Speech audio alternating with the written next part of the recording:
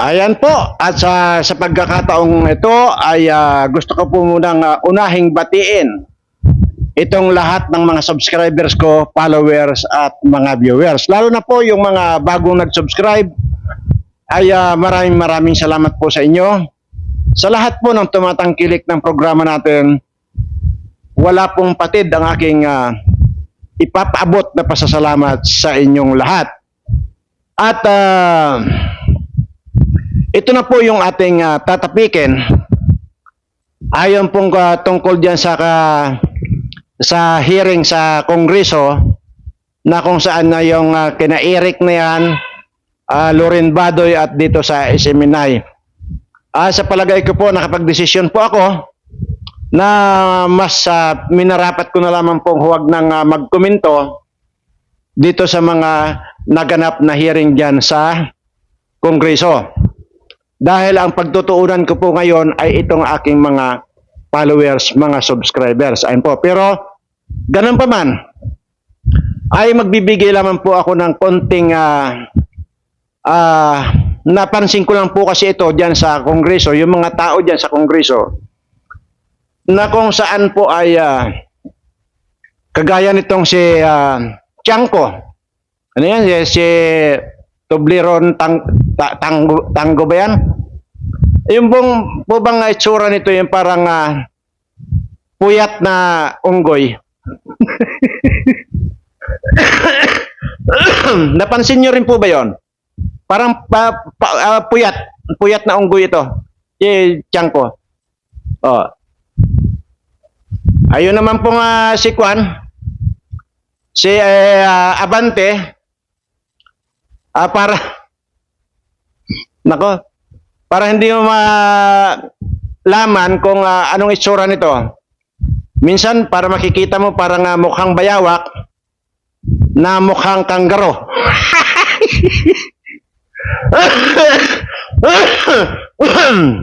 Ayan. Iyon po lamang yung napapansin natin. Ganon din po yung si Kwan, yung nagpipilipinyana, na pagka pumunta dyan yung mga Pilipinyana na bulaklake na parang kortina.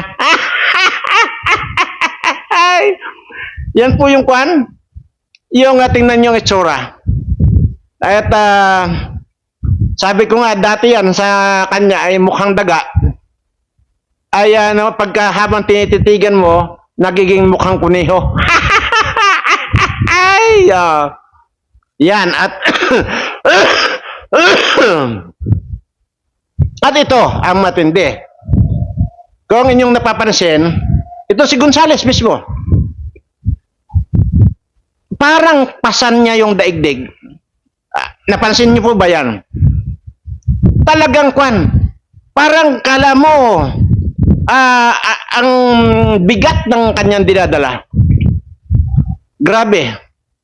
Talagang hindi mo mawari ito kung pasan niya ba ang mundo o dahil lang sa hindi lang niya kayang pasanin yung 66 million na kinulimbat din ito. Ayan, at pansin nyo, yun po yung sinasabi ko. Gaano man karami, gaano ka mang kayaman, kapag kagaling sa pinagnakawan ng iyong yaman, hindi ka kailanman magiging masaya. Tandaan mo yan. Ninyo dyan sa Kongreso. Kaya sabi ko po, hindi ako magkokomento doon sa mga hearing ninyo, pero sasabihin ko lang yung naobserbahan ko yung mga itsura ninyo. Ayun naman presiding chairman na mukhang television, ay may problema din to. Hindi mo papansin? Lahat yan, si Guyabano at kung ito, talagang may mga problema na. At pakiwari ko, mukhang nakatanggap na ng sobra ito. At tingnan mo, si Gonzales talaga makikita talaga ninyo yung parang kala mo pasan niya yung daigdig. Na parang ang laki-laki ng problema. Oh. Si Kwan, si Estila, na namumutla na. Pero tuloy pa rin. sa ngalan ng pira, sa ngalan ng PIDAP, sa ngalan ng extra confidential, mga extra expenses na yan, sige lang.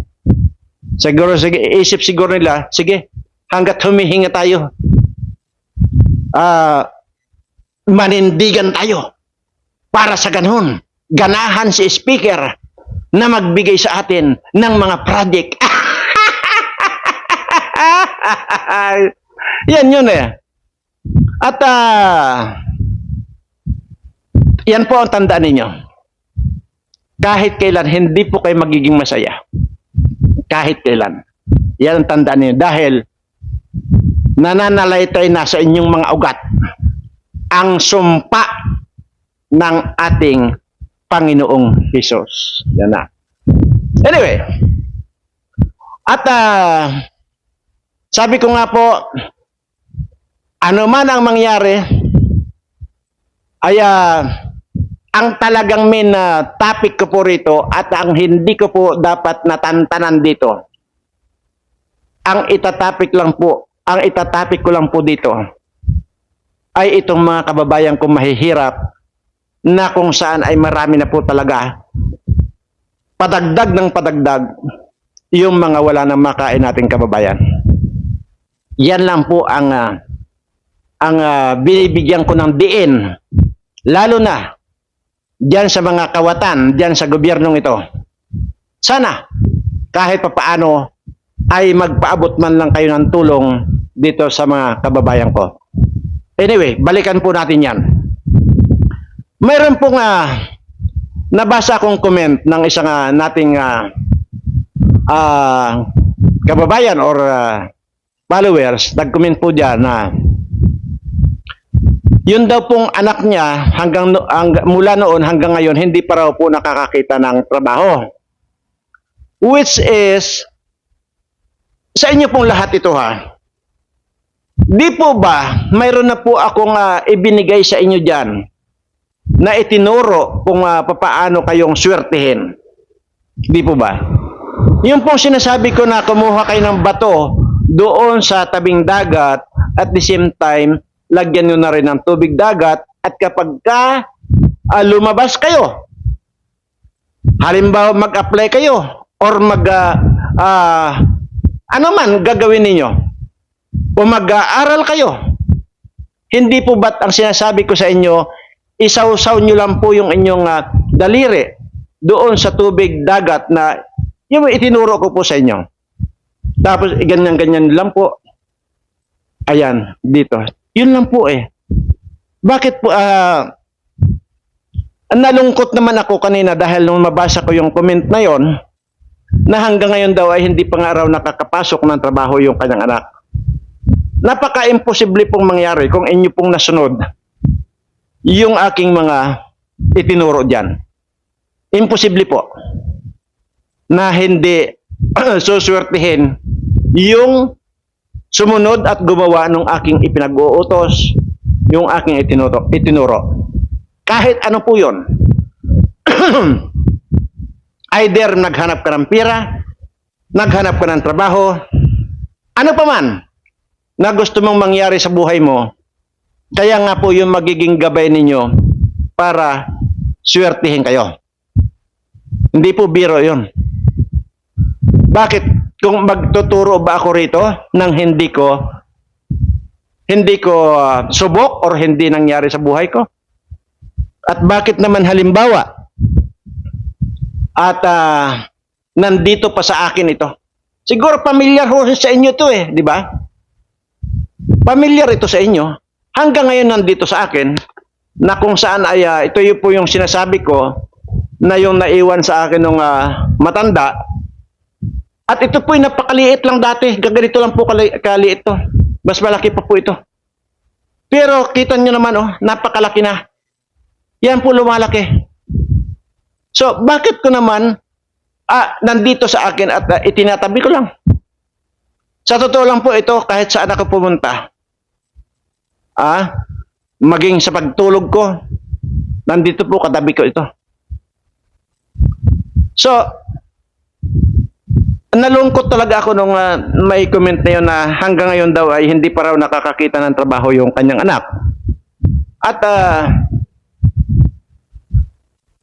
siguro sabi ko, hindi kaya nakalimutan, nakaligtaan, sadyang hindi sinunod yung aking itinuro. Ito po yung sinasabi ko eh. Halimbawa, di po ba, halimbawa maghahanap kayo ng trabaho. Or ano pa man ang purpose ninyo ng paghanap? Buksan nyo, isawsaw nyo lang po yung daliri nyo rito sa tubig at ganyan-ganyan lang po sa kanyo bago kayo umalis. Yun po yun. Sa lahat po ito. At napakatagal ko na pong ito eh. Hawak-hawak na nandito sa akin at yun nga naobserbahan ko. Habang tumatagal, lumalaki itong batong ito na kaganyan lang, kaliit ito. Oh. So,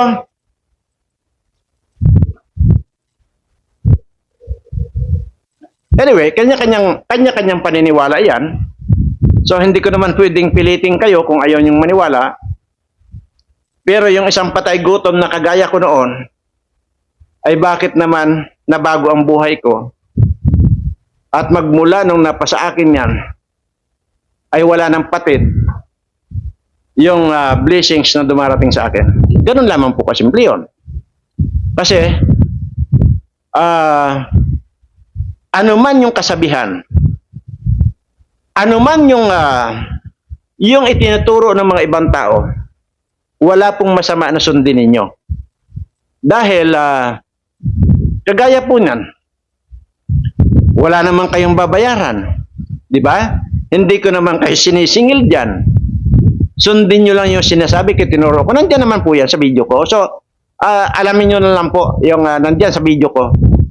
Maging yung sa virus, yung kalamansi at sili, nandiyan naman po yan. Tinuro ko lahat yan. So, wala pong dahilan na hindi kayo swertihin yan. Dahil ito, kaya ko po itinataas ito sa inyo. Dati pa.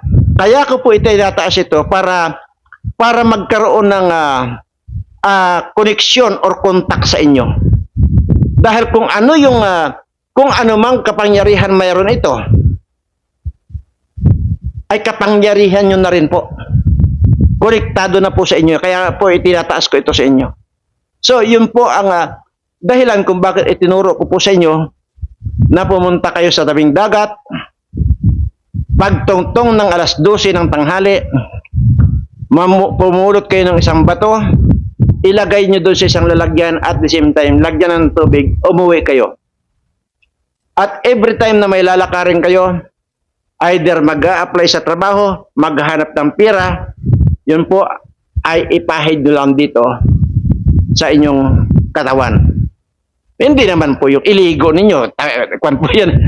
Tubig dagat po yan. Maalat po yan. So yun lamang po. Para ayaw ko naman po kasing ako nito, napan lang ako talaga. Naawa lang ako to sa nag-comment lang talaga. Kaya naungkat na naman ito. Hindi ba? Hindi ko na po kinukuha na ito. Hindi ko na tinatapik ito eh. Tinigil ko na po yan. So, kaya ko ngayon naisip na naman na ipakita sa inyo para magkaroon ng koneksyon sa inyong lahat, lalo na dito sa mga subscriber ko. At ito ay binabasbasan ko na para kumunik sa inyo. Doon lamang po sa mga subscriber ko ito. Kaya yun po, hindi po ba hindi nyo napapansin? Akala nyo lang nagbibiro ako. Pero biro na may katotohanan. Yung sinasabi ko po na kapag ka nag-subscribe kayo sa akin, suswertihin kayo. Mayroon naman po dyan, nag-comment na napatunayan naman talaga nila na sinerte talaga sila. Kung inyo po mababasa yung mga comment dyan, yung mga previous comment dyan, na yung lalo na yung bagong itinuro ko ito, may nagsabi po dyan na parang napakagaan na yung buhay nila. Di po ba? Mayroon po yan. So, ganun lamang po. At dito po sa makakapanood ng video kong ito, sabi ko nga pag hindi nyo siya sinubscribe ito na napanood nyo, mamalasing kayo. Kagaya nitong ako nito.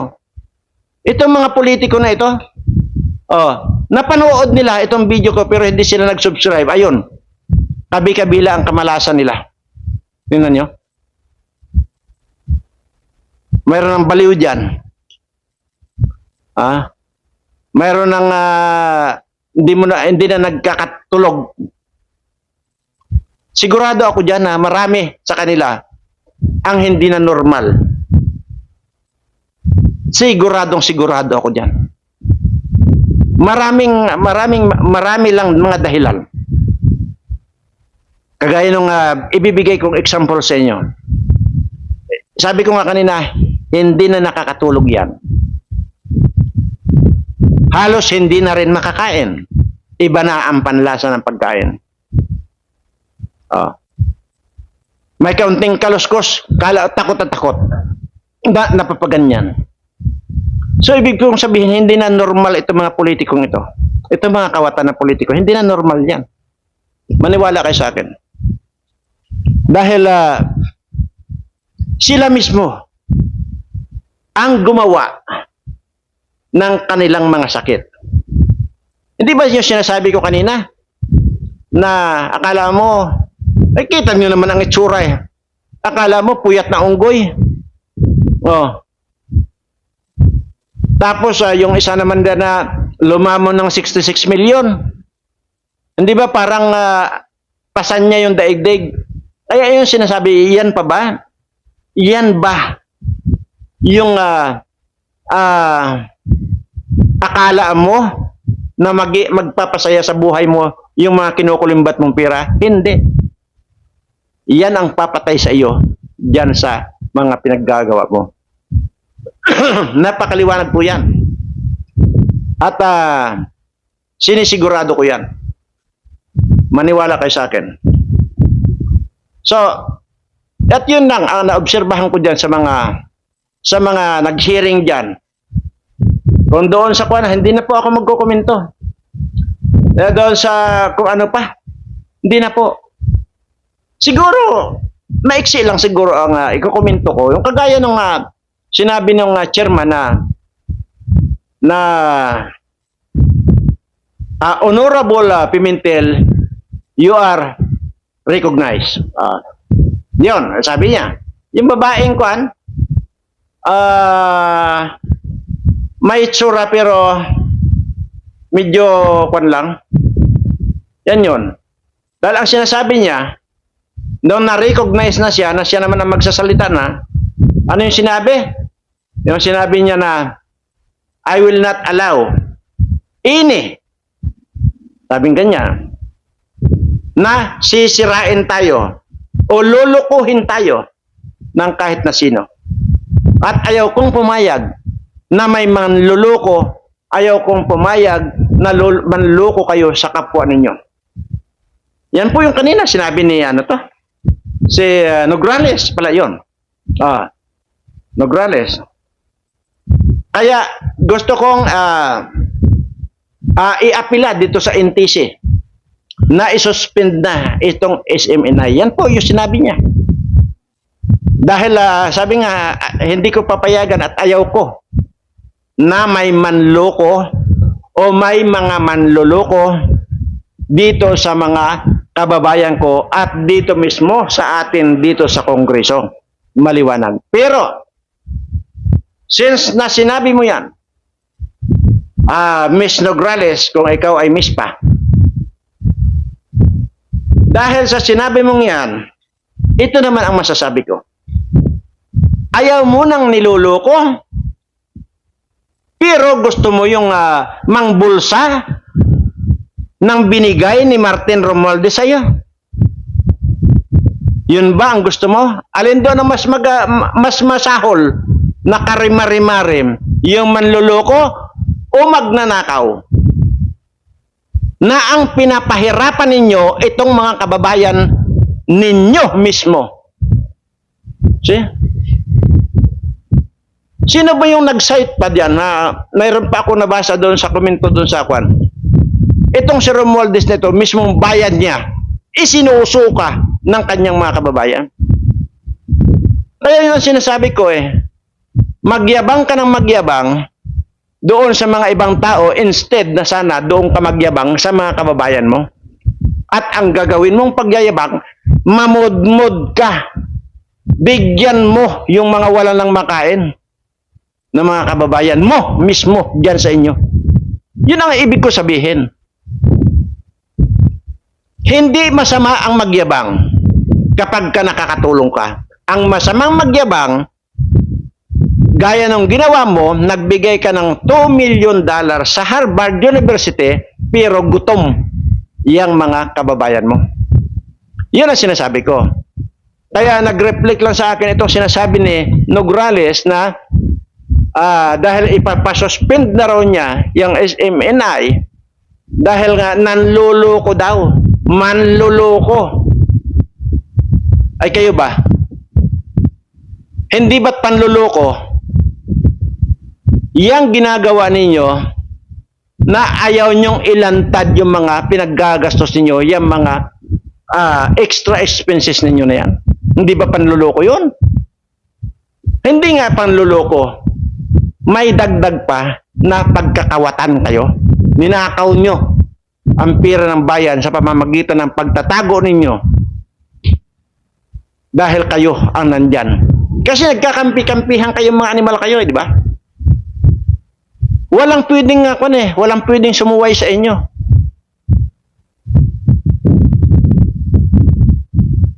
Loko-loko lang. Ako na ngayon nare-realize ko eh.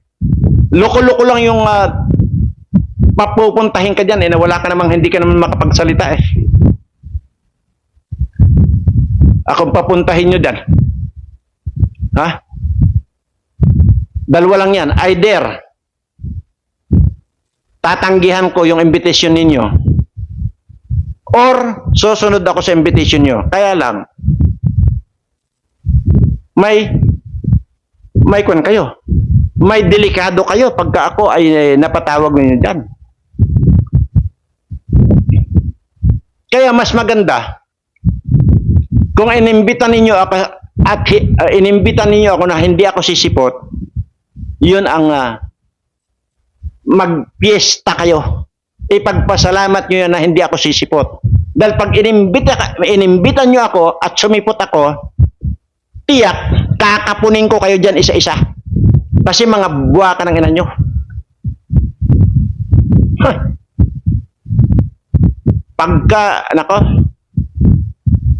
dapat wala nang pupunta dyan sa inyo eh. Iyaan mo sight in contempt na leching yan. Gago. Kaya ayaw ko na magbigay ng opinion dito sa napanood ko. Wala akong makitang kwan. Wala akong makitang matino sa inyo. Pare-pareho. Pare-pareho. Kaya patas lang ang labanan. Mga itsura ninyo, mga certified, mga kanggaro kayo. Yan ang totoo, yan ang obserbasyon ko sa inyo. Kaya talagang ang kwan ko lang dito talagang, instead na mag-aksaya ako para magkomento dyan sa inyong mga kanggaro kayo, ito na lang mga subscriber ko ang paglalaanan ko ng panahon para turuan at i-remind sa inyo mga subscriber ko yung pong itinuro ko sa inyo na pumunta po kayo ng dagat tapos doon po abangan nyo na po yung pagpatak ng alas 12 ng tanghali. Pagpatak, diretso pulot na po kayo ng bato. Ilagay nyo sa isang lalagyan ng kagaya nito. Tapos lagyan nyo na rin po ng tubig. Umuwi kayo.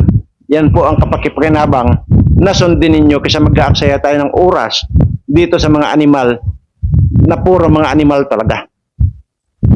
Dahil kung babardagulan lang ang labanan dito, yung laban ako ng bardagulan kahit napukpukan pa eh. Wala kang makukuhang leksyon dito sa mga animal na ito. Wala kang kwan. Wala mga kasilbi-silbi itong mga kanggaro na ito. No. Yan ang totoo diyan, yan ang obserbasyon ko.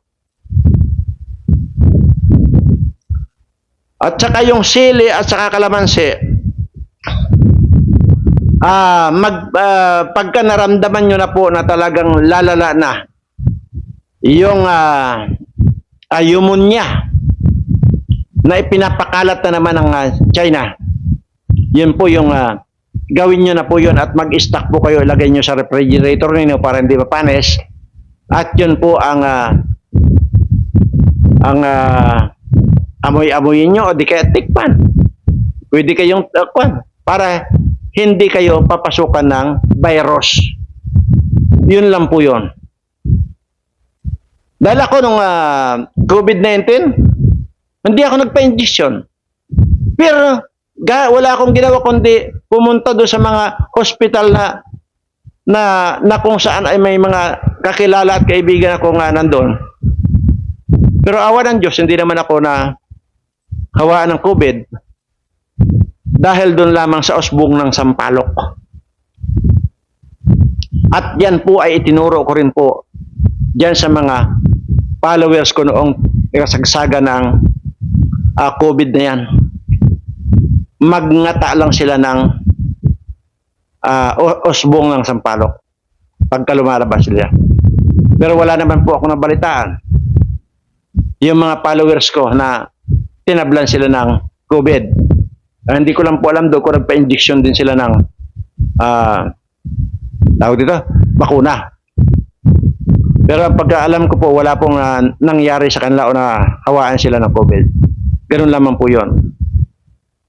So lahat ng mga sumunod, doon sa pinayo ko, wala nagkaroon ng COVID. Pero doon sa mga nakarinig, nakapanood ng mga video ko ngayon, na hindi sumunod, yun yung mga na-COVID. At mayroon po ako kanyan.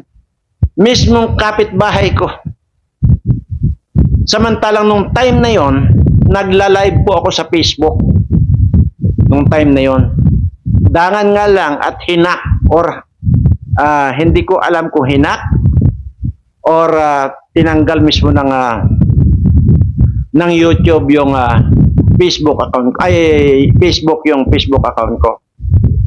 So kaya po nahapan po yun, hindi ko na po mabuksan yon. Nandoon po lahat. Ganun pa man, pinilit ko pa rin ituro sa inyo dito sa mga video ko. Kaya nandyan po yan sa mga video ko. Maging yung bato na may tubig na alat na yun. At saka yung proseso ng yung kalamansi at saka sili. So, yun po. At yung pong kapitbahay ko dito nung time na yun, pinagsabihan ko. Hindi lang sa pinagsabihan, napapanood niya yung Facebook live ko dati.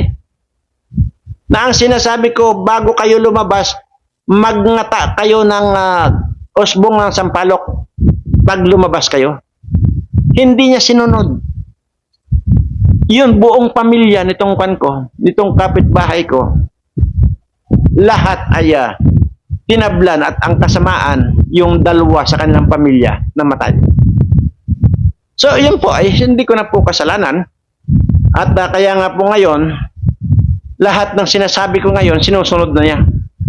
Kagaya nga po yung sili, lagi pong may stock yan na sili at saka kalamansi. Kasi hindi ko naman po itinuturo na maggawan nyo na ngayon, kundi pagka sumagsag na po yung talagang marami na po yung mga apektado ng pneumonia yan, saka pa lang sila gagawa nung i-steam nila at yung tubig na steam na yun po ang iipunin nila at yun po ang gagamitin nila if ever na dumating na po yung yan, pneumonia na yan. Okay. So, maiba naman po tayo. Dito naman po tayo mapunta sa China. Nakita naman po natin yung balita kagabi yan sa Channel 7 na kung saan ay ipinakita ni na Marisol Abdurrahman. Ang lalaki pala ng building na yung nakalagay doon sa yung ginawa nilang artificial island na yan. Nandun na po pala yung mga building pagkalaki. Swimming pool na pagkalaki-laki at kung ano-ano pa. Tapos yung pagbubumba pa rin nila sa mga supply emission natin ng tubig na ginamitan nga ng water cannon. At nasira pa nga yung mga barko ng ating bayan, nagsusupply lang naman doon sa mga kababayan natin. So, ito na po yung sinasabi ko. Binangga na, winater cannon pa, kung ano-ano pang pinagagawa, alos araw-araw ang ginagawa yan. O ngayon, ano yung sinasabi nila? Ng mga kawatan na ito nga sa gobyernong ito na makakatulong yung IDCA. IDCA ng Amerikano. Di ba sinasabi nila, kakampi natin? Ay anak ng puta, hindi pa ba sila magre-react din sa ginawa ng China na yan? Yun lang ang tanong ko. Oh. Bakit walang kwan diyan, bakit wala man lang nagsalita diyan na Amerikano sa ginawa ng mga China na yan na pangbubuli? Hindi lang pangbubuli, ginawa na nga nila pananakit eh. Di ba? Binangga na nila, winater cannon pa, hanggang sa nasira yung barko natin. Oh. Umiksina ba yung Amerikano? Wala tayong narinig. O, para ano na naglagay sila rito ng IDCA? Para lang tayo pulubusin dito. O, yun ang sinasabi ko. Di dapat sana nag-react na sila eh. Dahil hindi na makatao yung ginagawa ng China na yan.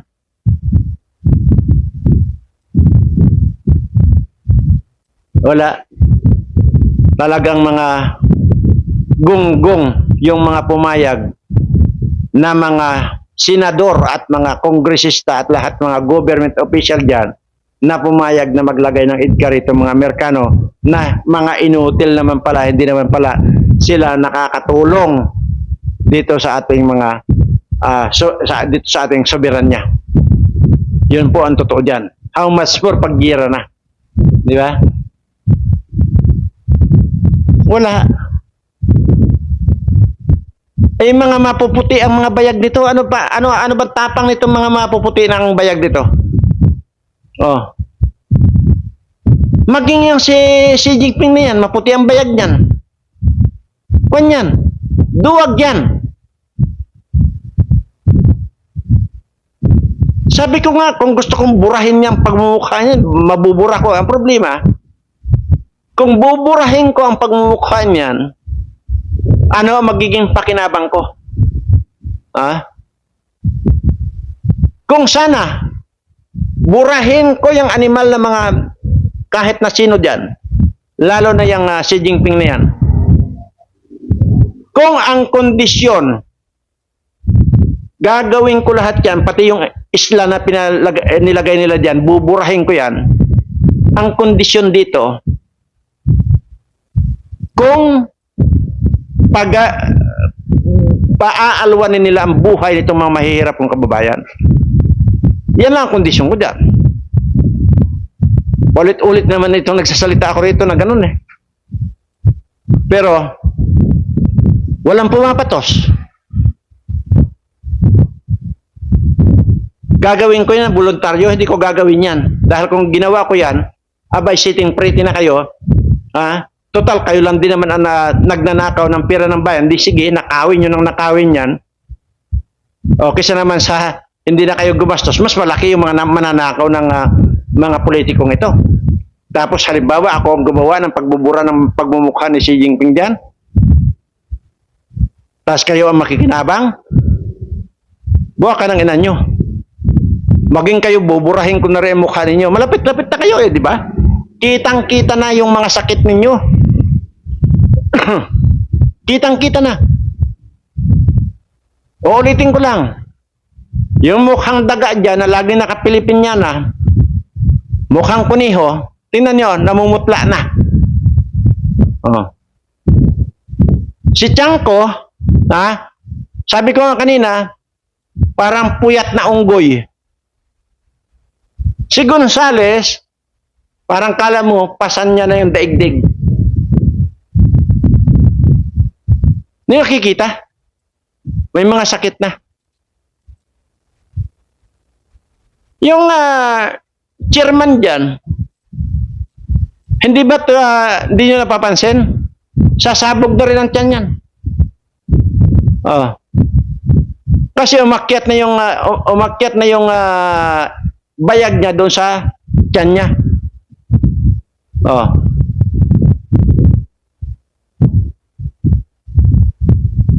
Isa pa yan si Ulupong. Yung Ulupong na si ano yan? Suarez na yan. Kopyang-kopya talaga. Xerox copy ng Ulupong yung pagmumukha niya. Sige. Total naman, kayo lang naman ang siga diyan dahil nandiyan nga kayo yung mga putangan ninyo eh. Kayo lang naman ang siga diyan. Sige, bahala na kayo sa buhay niyo. At total magkikita pa naman tayo. May araw pa na magkita tayo. Pero lawakan niyo lang yung tingin ninyo dahil pag nagsalubong tayo, sisiguraduhin ko sa inyo, ipigain ko yung mga ulo niyo. Maraming salamat po sa lahat ng aking mga subscriber at nanatiling tumatangkilik sa ating munting channel. Maraming salamat po at pakaingat po kayo. Sana po ay swertihin na kayo. Itinataas ko po ang batong ito para sa inyong lahat na naniniwala sa swerte. Sabi ko nga po, yung mga hindi pa nakapag-subscribe na gustong swertihin, mag-subscribe na po kayo. Maraming salamat po.